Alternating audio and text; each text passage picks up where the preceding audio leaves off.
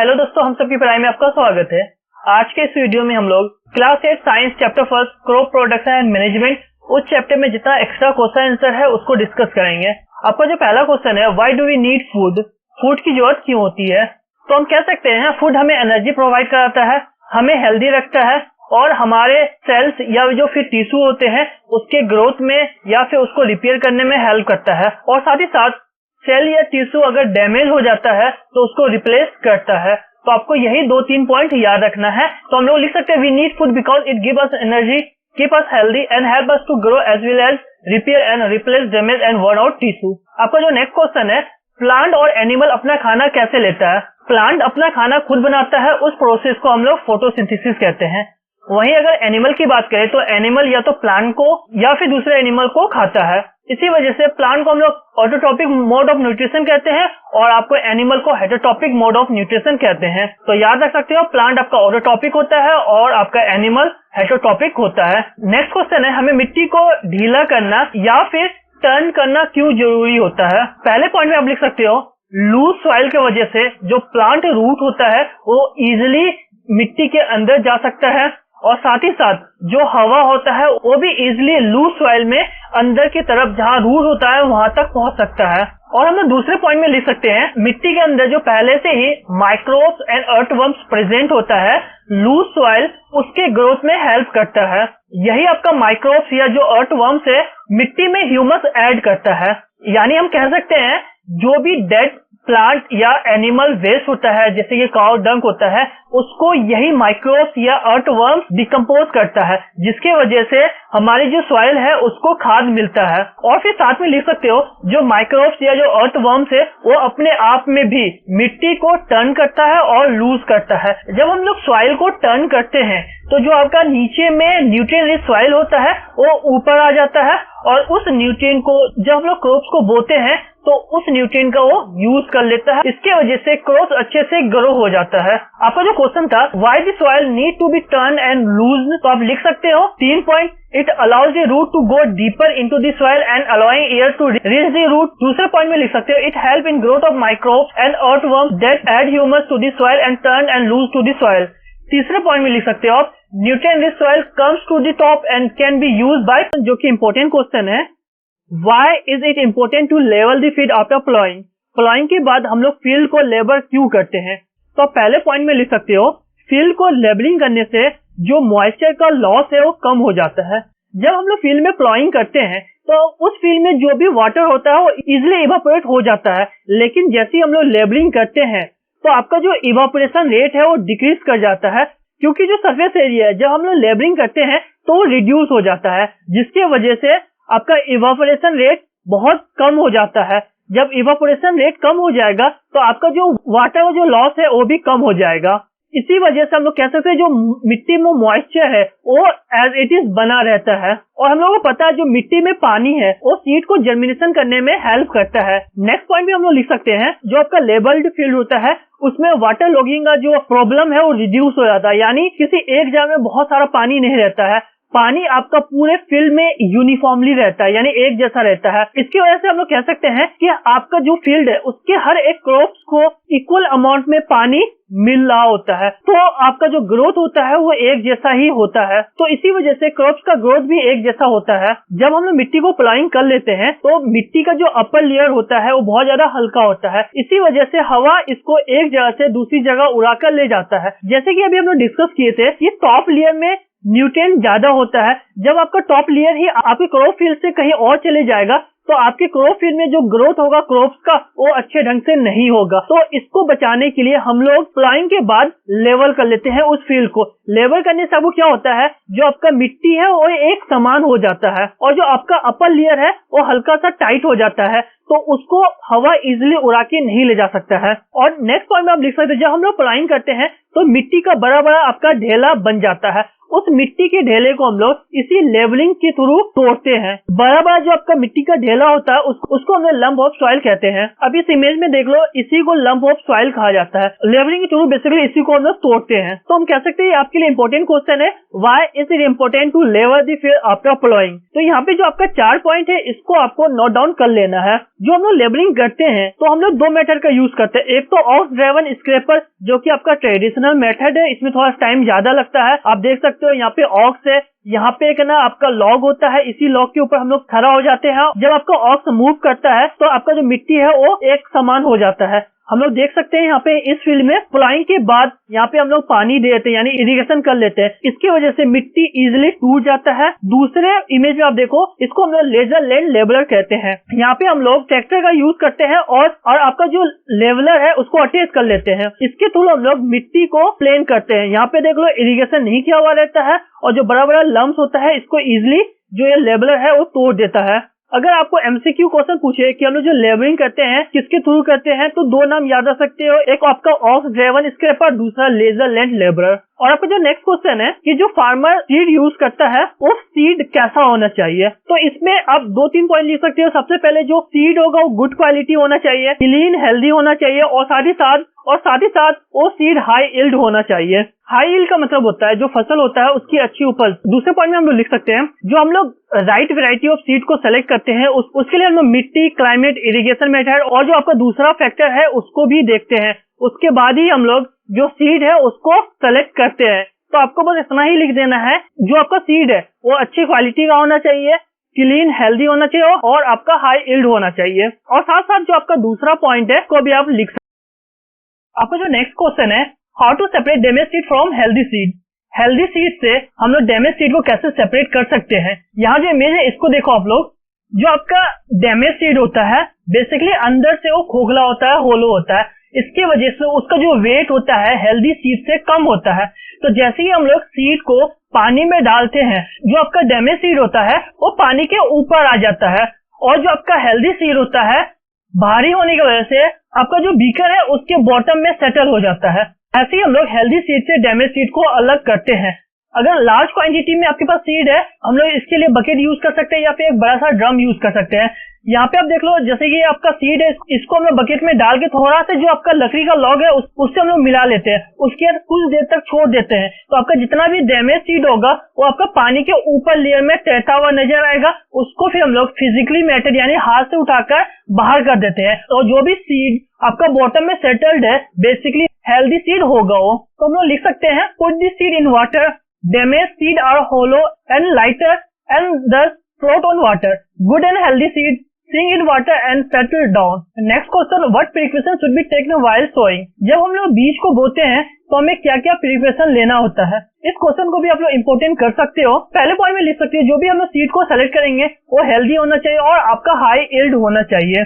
दूसरे पॉइंट में हम लोग लिख सकते हैं, क्रॉप्स प्लांट के बीच में इक्वल डिस्टेंस होना चाहिए जिसके वजह से सारे क्रॉप्स को प्रॉपर लाइट, वाटर और न्यूट्रिएंट मिल सके। तीसरे पॉइंट में हम लोग लिख सकते हैं, सीड को मिट्टी के इतना अंदर डालना चाहिए जिसके वजह से हम लोग सीड को एनिमल एंड बर्ड से प्रोटेक्ट कर सके, नहीं तो जो आपका एनिमल या जो फिर बर्ड है उसको खा लेगा या फिर जो आपका हवा है उसको उड़ा के एक जगह से दूसरी जगह ले जाएगा। तो याद रखना है, सीड को हम लोग प्रॉपर डिस्टेंस में, प्रॉपर डेप्थ में सोइंग करेंगे, लेकिन साथ में इस बात का भी ध्यान रखना चाहिए कि बहुत ज्यादा अंदर नहीं डालना चाहिए, नहीं तो आपको जो सीड है उसको इनफ एयर नहीं मिलेगा। अगर एयर नहीं मिलेगा तो आपका जो सीड होगा वो जर्मिनेट नहीं कर पाएगा। इसी वजह से हम लोग सोइंग में सीड ड्रिल जो आपका मशीन होता है उसका यूज, सीड ड्रिल का यूज करके जब हम लोग सीड को सोइंग करते हैं तो इसमें 2-3 फायदा होता है। एक तो इक्वल डिस्टेंस में सीड सोइंग होता है और साथ ही साथ इक्वल डेप्थ में भी आपका जो सीड होता है वो सोइंग होता है। और उसके बाद सीड को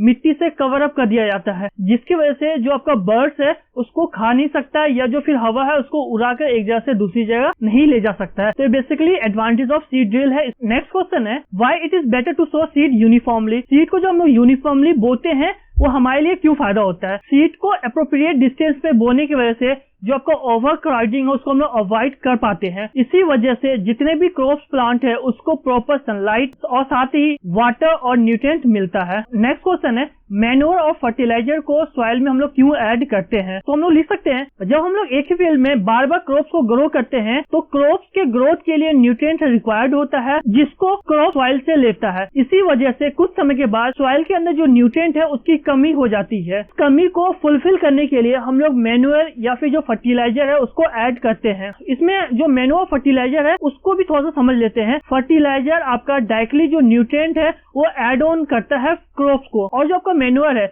जो मिट्टी के अंदर ह्यूमस है उसको इंक्रीज करता है। तो हम कह सकते हैं फर्टिलाइजर शॉर्ट पीरियड के लिए बहुत ज्यादा फायदा करता है और मैन्योर लॉन्ग टर्म के लिए फायदा करता है। नेक्स्ट क्वेश्चन है what are the method of replacing the soil with nutrient? मिट्टी को न्यूट्रिएंट करने के लिए हम लोग मैन्योर को ऐड करते हैं या फिर फर्टिलाइजर को ऐड करते हैं। और आपका जो तीसरा और जो चौथा पॉइंट है वो मोस्ट इंपोर्टेंट पॉइंट है। हम लोग दो क्रॉप्स के बीच में जो क्रॉप फील्ड होता है उसको कुछ समय के लिए अनकल्टिवेट रखते हैं जिसकी वजह से जो मिट्टी है अपने आप से ही जो न्यूट्रिएंट को रीगेन कर लेता है। या फिर हम लोग क्रॉप रोटेशन करते हैं। क्रॉप रोटेशन क्या होता है? एक ही फील्ड में एक सीजन में एक क्रॉप्स और दूसरे सीजन में दूसरा क्रॉप, यानी एक क्रॉप्स को हम लोग बार बार उस फील्ड में नहीं ग्रो करते हैं। इससे आपको न्यूट्रिएंट में जो बैलेंस है वो बना रहता है। मान लेते हैं हमारा एक क्रॉप फील्ड है, एक क्रॉप ए है, इसको हम लोग एक सीजन में लगा रहे हैं। इस क्रॉप्स को जो यहाँ पे रेड कलर का न्यूट्रिएंट है वो रिक्वायर्ड होता है, तो एक क्रॉप ए जितना भी रेड कलर का न्यूट्रिएंट है उसका यूज करेगा अपने ग्रोथ के लिए, तो इस सीजन में जो इसका ग्रोथ है अच्छा होगा। अब हम लोग दूसरे सीजन में दूसरा क्रॉप्स लगाते हैं। इस क्रॉप्स को जो ब्लैक कलर का न्यूट्रिएंट है वो रिक्वायर्ड होगा, और आपका जो रेड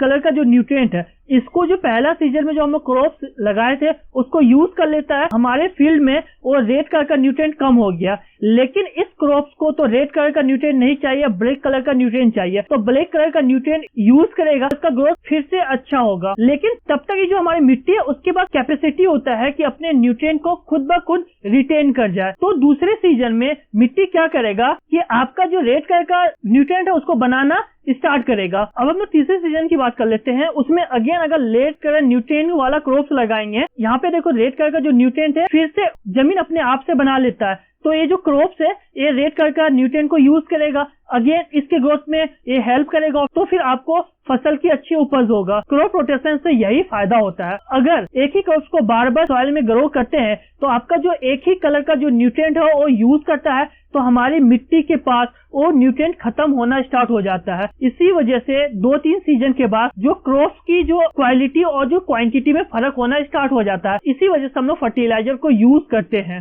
नेक्स्ट एक इंपॉर्टेंट क्वेश्चन आपका, why is manure better than fertiliser? आपका बेसिकली 3 मार्क्स का 2 क्वेश्चन पूछता है। एक तो difference between manure and fertiliser, दूसरा why is manure better than fertiliser. तो जो पहला पॉइंट लिखोगे आप, it adds humus to the soil and increase it water holding capacity. Manure मिट्टी में ह्यूमस ऐड करता है जिसकी वजह से जो मिट्टी के अंदर वाटर होल्डिंग कैपेसिटी है वो इंक्रीज कर जाता है। दूसरे में आप लिख सकते हो सॉइल टेक्सचर को इम्प्रूव करता है। तीसरे पॉइंट में लिख सकते हो मिट्टी को पोरस बनाता है जिसकी वजह से इजिली जो गैसेस का एक्सचेंज होता है वो हो जाता है। पोरस को समझने के लिए आप इस इमेज को देख लो कि ऐसा ही मिट्टी के अंदर छोटा-छोटा छेद हो जाता है, इसकी वजह से जो आपका गैसेस है इजिली एक्सचेंज हो जाता है। और आपका जो नेक्स्ट पॉइंट है आपका, जो फ्रेंडली माइक्रोब्स होता है जैसे कि आपका माइक्रो ऑर्गेनिज्म या जो अर्थवर्म्स होता है उसके ग्रोथ में हेल्प करता है, और यही आपका जो फ्रेंडली माइक्रोब्स होता है वो भी मिट्टी को टर्न और लूज करता है, तो जिसकी वजह से फार्मर को बहुत ज्यादा हेल्प मिलता है। तो यहाँ पे आप 4 पॉइंट लिख सकते हो why is manure better than fertiliser. पहला में लिख सकते हो मैन्योर आपको सॉइल को ह्यूमस देता है और साथ ही साथ वाटर होल्डिंग कैपेसिटी है वो इंक्रीज कर देता है। दूसरे में लिख सकते हो सॉइल टेक्सचर इंप्रूव होता है। तीसरे में लिख सकता है सॉइल को पोरस बनाता है जिसकी वजह से जो गैसेस का एक्सचेंज है वो इजिली हो जाता है। चौथे में लिख सकते हो जो फ्रेंडली माइक्रोब्स होता है उसकी ग्रोथ को इंक्रीज कर देता है। नेक्स्ट क्वेश्चन है why irrigation is essential for plant. Plant लगभग 90% वाटर कंटेन करता है। इसके प्रॉपर ग्रोथ और डेवलपमेंट के लिए जो आपका पानी है बहुत ही ज्यादा जरूरी होता है। इसी वजह से हम लोग क्रॉप्स या प्लांट को इरिगेट करते रहते हैं। दूसरे पॉइंट में हम लोग लिख सकते हैं जब रूट पानी को एब्जॉर्ब करता है तो पानी के साथ साथ जो हम लोग मिनरल्स होता है या जो फिर फर्टिलाइजर होता है उसको भी एब्जॉर्ब करता है। जब आपका रूट्स पानी को एब्जॉर्ब करता है तो उसके साथ न्यूट्रिएंट को एब्जॉर्ब करता है और उस न्यूट्रिएंट को इसी पानी के थ्रू प्लांट का अलग अलग पार्ट से वहां तक पहुंचता है। आप हायर क्लास में पढ़ोगे 2 पार्ट पढ़ोगे प्लांट के अंदर, जाइलम एंड फोइलम। जाइलम आपका क्या करता है, जो वाटर होता है और जो मिनरल्स होता है उसको एब्जॉर्ब करता है और प्लांट के अलग अलग पार्ट पर पहुंचाता है। चौथे पॉइंट में आप लिख सकते हो सीड को जर्मिनेट करने के लिए पानी की जरूरत होती है। सीड आपका जो ड्राई कंडीशन में है वो जर्मिनेट नहीं होता है, जर्मिनेशन यानी अंकुरण नहीं हो पाता है। इसी वजह से सीड के जर्मिनेशन के लिए पानी बहुत ही ज्यादा जरूरी होता है। नेक्स्ट पॉइंट में लिख सकते हो, पानी आपको प्लांट या जो फिर क्रॉप्स होता है उसको फ्रोस्ट यानी बहुत ज्यादा ठंड से बचाता है, या फिर जो हॉट एयर करंट होता है उससे भी बचाता है। यहाँ पे जो 5 पॉइंट है आप लिख सकते हो, why irrigation is essential for plant. Next आपका एक इंपॉर्टेंट क्वेश्चन है, how does over irrigation harmful for crop production. हम लोग अगर क्रॉप फील्ड में ज्यादा इरिगेशन कर देंगे तो हमारे जो क्रॉप प्रोडक्शन में क्या क्या हार्मफुल हो सकता है उसको डिस्कस करना है। अगर हम लोग ज्यादा इरिगेशन कर लेंगे तो हमारा जो क्रॉप फील्ड है उसमें बहुत ज्यादा पानी इकट्ठा हो जाएगा, जिसको हम लोग वाटर लॉग कहते हैं। इसके वजह से आपका जो सीड है वो प्रॉपर्ली जर्मिनेट नहीं हो पाएगा, क्योंकि उसको रिस्पिरेशन के लिए प्रॉपर या फिर जो सफिशिएंट एयर है वो नहीं मिल पाता है। दूसरे पॉइंट में लिख सकते हैं, जब आपके रूट्स के पास प्रॉपर या फिर सफिशिएंट एयर नहीं पहुंच पाता है तो उसके ग्रोथ में भी इफेक्ट करता है। नेक्स्ट पॉइंट में लिख सकते हैं, जब बहुत ज्यादा क्रॉप फील्ड में पानी रहेगा तो बार बार इवापोरेट होगा, उसकी वजह से वहां पे आपका बहुत ज्यादा सॉल्ट बनना स्टार्ट करेगा, और ये जो सॉल्ट है आपका वो सॉइल फर्टिलिटी के लिए बहुत ही ज्यादा हार्म करता है। और अब नेक्स्ट पॉइंट में लिख सकते हो, जब क्रॉप फील्ड में बहुत ज्यादा पानी अगर रहेगा तो हम लोग जो रूट को सर्विंग करेंगे तो जमीन के अंदर तक नहीं जा सकता है, और जो जमीन के पास न्यूट्रिएंट है उसको यूज नहीं कर सकता है। इसी वजह से जो रूट है वो प्रॉपर वे में आपका ग्रो नहीं कर पाएगा। और साथ ही साथ जो आपका रूट है जो कि मिट्टी को अच्छे से पकड़ के रखता है वो हवा में नहीं उड़ सकता है, या फिर उसका जो रूट है वो नहीं उखड़ पाता है। लेकिन जब आपके क्रॉप फील्ड में बहुत ज्यादा पानी होगा तो मिट्टी को मजबूती से पकड़ के नहीं रख पाता है। इसी वजह से थोड़े से भी हवा में जो आपका क्रॉप है वो नीचे की तरफ गिर जाएगा। तो आपको जो यहाँ पे 5-6 इंपॉर्टेंट पॉइंट्स है इसको याद रखना है। नेक्स्ट क्वेश्चन है, व्हाई इज वीडिंग नेसेसरी। आपका जो क्रॉप्स के साथ साथ अनवांटेड प्लांट ग्रो हो जाता है उसको रिमूव करना क्यों जरूरी है? क्योंकि जो आपका अनवांटेड प्लांट है वो क्रॉप्स के साथ कंपटीशन करने लगता है, यानी क्रॉप्स की तरह ही लाइट, वाटर और जो न्यूट्रिएंट है उसका यूज करना स्टार्ट कर देता है, जिस वजह से जो आपका क्रॉप्स है उसको प्रॉपर वे में न्यूट्रिएंट, सनलाइट या फिर वाटर नहीं मिल पाता है, जो कि इसके ग्रोथ को रिड्यूस कर देता है जब प्रॉपर वे में जो यहाँ पे न्यूट्रिएंट या लाइट वाटर नहीं मिलता है तो। और साथ ही साथ जब हम लोग हार्वेस्टिंग करते हैं तो उस समय भी जो अनवांटेड प्लांट है हम लोगों के लिए या फिर जो एनिमल है उसके लिए हार्म करता है। इसी वजह से हम लोगों को वीडिंग करना पड़ता है। नेक्स्ट क्वेश्चन है, ये भी इम्पोर्टेंट है आपके लिए, What should farmer keep in mind while using weedicide? जब हम लोग वीडीसाइड करते हैं तो फार्मर को क्या क्या प्रिपरेशन लेना होता है। वीडीसाइड का मतलब हो गया आपका जो हम लोग वीडिंग करते हैं उसमें जो केमिकल का यूज करते हैं उसी को वीडीसाइड कहते हैं। पहले पॉइंट में लिख सकते हैं, जो आपका बेस्ट टाइम होता है वीड्स को रिमूव करने के लिए वो वीड्स में जब फ्लावर या जो सीड है वो प्रोड्यूस नहीं हुआ होता है, तभी हमको वीडीसाइड या वीड्स को रिमूव कर लेना चाहिए। दूसरा जो पॉइंट है, वीडीसाइड यानी जो केमिकल्स है उसको वाटर के साथ डाइल्यूटेट कर लेना चाहिए। उसके बाद जो हमारा क्रॉप फील्ड है उसमें स्प्रे करना चाहिए। पहले हम लोग स्प्रेयर से करते हैं, स्प्रेयर का इमेज है, इसी के थ्रू हम लोग बेसिकली जो केमिकल है उसको हम लोग अपने खेतों में पटाते हैं। और जो तीसरा और जो मोस्ट इम्पोर्टेंट पॉइंट है आपका, कभी भी अपने खेतों में वीडीसाइड करे हम लोगों को अपने नाक और मुंह को एक अच्छे कपड़े से ढक लेना चाहिए। और साथ ही साथ जब हम लोग वीडीसाइड कंप्लीट कर ले तो पूरे शरीर को अच्छे से पानी और साबुन से वॉश कर लेना चाहिए। उसके बाद ही किसी खाने वाले चीज को छूना चाहिए या फिर खाना चाहिए। तो इस चैप्टर में इतने ही इंपॉर्टेंट क्वेश्चन आपके बनते हैं। नेक्स्ट वीडियो में हम लोग एमसीक्यू, ट्रू फॉल्स और जो मैचिंग है उसको डिस्कस करेंगे। इससे पहले एक वीडियो में हम लोग चैप्टर के जो एक्सरसाइज क्वेश्चन आंसर है उसको भी डिस्कस कर चुके हैं, जिसको मैं अपने चैनल पे अपलोड कर चुका हूँ, उसको भी आप लोग देख सकते हो। उम्मीद है जो भी वीडियो मैं बनाता हूँ आपको पसंद आता होगा। Thank you for watching.